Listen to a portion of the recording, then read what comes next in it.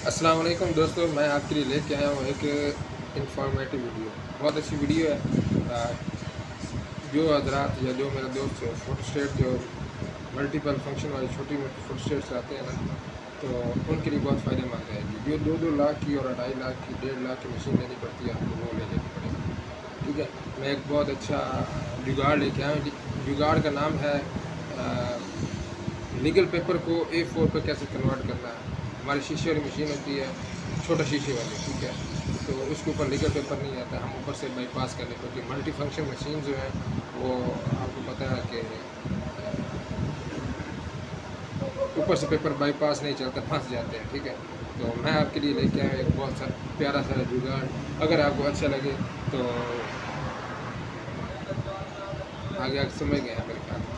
Subscribe करना है बस, और क्या। नया नया चैनल बनाया तो चलो, चैनल हमने इस वजह से बनाया कि ऑनलाइन अर्निंग भी हो जाए, अगर है हमारे ऐसी और बात नहीं।